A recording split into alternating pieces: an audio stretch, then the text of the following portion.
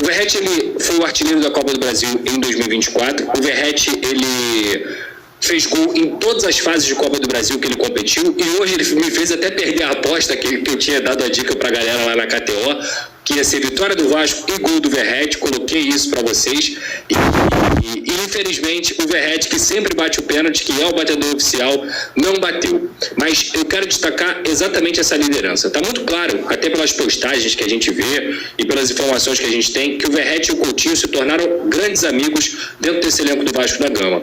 E isso ajuda dentro de campo. Parece que não, mas isso ajuda muito. E eu não tenho dúvida que foi crucial o fato do Verratti ter deixado o Felipe Coutinho bater o pênalti para que o Coutinho ganhasse confiança, para que o Coutinho entendesse e ficasse confortável dentro do jogo, e isso contribuiu positivamente e de forma crucial para a partida que o Coutinho fez hoje contra o Nova Iguaçu. Ele precisava do gol, ele precisava tirar esse peso das costas dele. Os grandes craques, eles precisam estar felizes.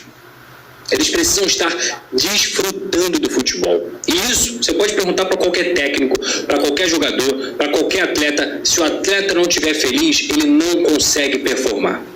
Então, o Verratti, naquele momento ali, deixa o Coutinho bater e o Coutinho se sente confortável dentro da partida. Sabe qual é o nome disso? Liderança positiva. O Verratti, inclusive, tem meta dentro do contrato que, se ele for artilheiro de alguma competição, ele ganha dinheiro com isso. Ele poderia muito bem ser fominha para poder pegar a bola no pênalti e bater. Ele tem um alto aproveitamento de pênalti. Perdeu, se eu não me engano, só 2 com a camisa do Vasco.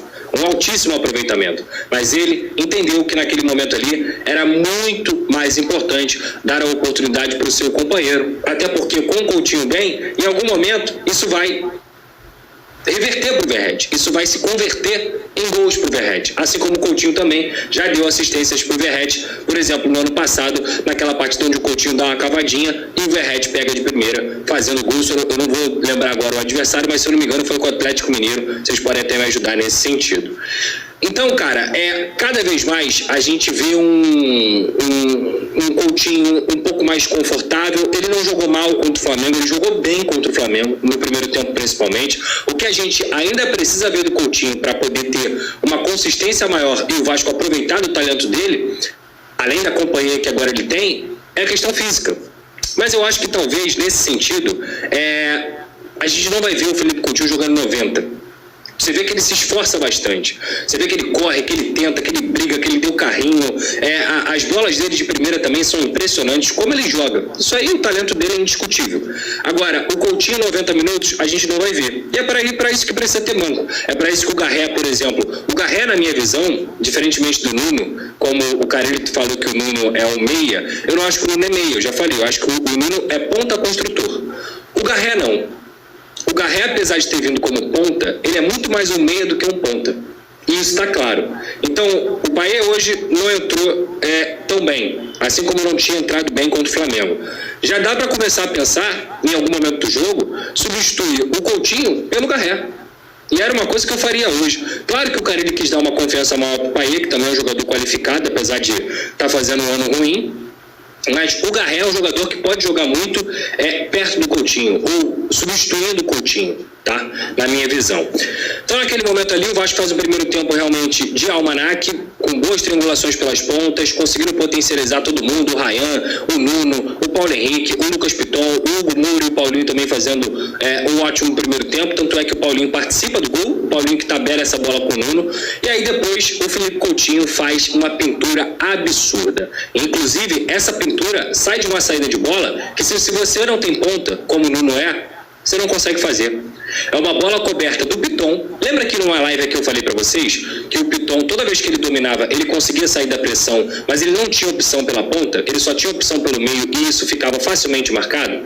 Percebam que se vocês pegarem o início do gol do Coutinho, o golaço do Coutinho, o Piton dá uma bola coberta, o Nuno escora, sai a tabela, o Piton vai cruzar e não consegue achar o Verratti dentro da área, ela sobra para o Coutinho e o Coutinho faz uma pintura, um golaço, o gol mais bonito dele desde que ele voltou para o Vasco da Gama nesse sentido. Então, um gol que dá muita confiança, um gol à la Coutinho, que lembrou sim muito o gol que ele fez na Copa do Mundo, que foi muito mais importante, mas acho até que foi mais bonito. Pela forma como ele para a bola realmente para, parece até que ele está batendo uma falta e ele consegue dar uma chapada sensacional, um arco que faz a bola subir e descer com uma velocidade que, repito, dentro desse elenco do Vasco da Gama, é o único jogador que tem condição de fazer isso, é extremamente diferenciado. Então, o Vasco sai do primeiro tempo fazendo uma partida maravilhosa. Vou repetir, para quem acha que Copa do Brasil é fácil, para quem acha que eu vou estar aqui, nem é essa régua de enfrentamento que o Vasco vai ter na temporada, que eu vou ficar aqui broxando a atuação do Vasco. O Vasco fez uma excelente partida.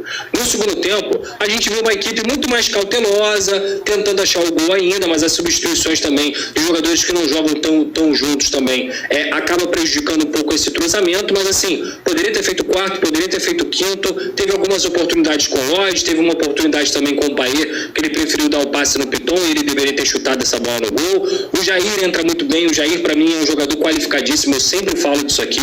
É uma pena que na cabeça das pessoas o Jair é um cara que não marca, e eu discordo completamente disso, porque para mim seria muito mais interessante ver o Jair como primeiro volante do que o Hugo Moura. Isso não é um demérito do Hugo Moura, eu não acho o Hugo Moura um jogador ruim, mas o Jair é um jogador de alto calibre. E ele entra novamente bem, como ele jogou muito bem contra o Flamengo também. Mas na cabeça do Carille, o Hugo Moura é aquele cara mais brigador e tudo mais, e realmente é, mas eu acho que em jogos, em determinados jogos, ter o Jair como primeiro volante, para mim, seria mais interessante. O Garré também meio tímido, mas totalmente natural, ainda se adaptando, e a adaptação é normal. O Garré vem do futebol russo, o cara jogava na neve e é muito complicado, então de tudo isso a gente tem que entender que é uma adaptação e que esses jogos servem para isso mesmo. O bom foi que o Vasco no segundo tempo conseguiu se poupar, realmente fazendo um treino, um treino oficial, conseguindo trabalhar a bola, ter tranquilidade, revezando um pouco esse time, descansando os jogadores para sábado. O Flamengo vai ter uma semana vazia e o Vasco está tendo uma semana cheia com esse jogo, então o Vasco vai ter 2 dias aí para poder trabalhar muito no vídeo, trabalhar muito dentro de campo, para poder fazer no sábado lá no Maracanã um jogo concreto, um jogo decente, um jogo competitivo, tá? Eu realmente não tenho a mínima ilusão de que o Vasco vai passar do Flamengo para a final, principalmente por conta da vantagem do empate. Eu acho isso muito complicado. Se fosse para ganhar o jogo apenas, por uma vantagem simples, eu acho que dava para sonhar um pouquinho mais, mas 2 gols de diferença e acreditar que o Flamengo não vai fazer gol no Vasco é muito difícil mesmo. Tomara que aconteça, tomara que o Vasco passe. Eu acho que iria lavar a alma do vascaíno, ainda mais uma virada dessa numa semifinal de Campeonato Carioca, mas eu não estou esperando isso. O jogo de hoje era mais importante que o jogo de sábado. O jogo de hoje, passar na Copa do Brasil, ganhar cerca aí de 2 milhões quase, chegar numa terceira fase, que agora é ida e volta, que agora vai ser outro sistema, para que o Vasco continue avançando na Copa do Brasil, era mais importante. Mas sábado, principalmente com esse jogo de confiança, principalmente com esse jogo onde o Vasco praticou o esporte de futebol, eu espero ver um futebol mais vistoso e mais competitivo diante do Flamengo, tá?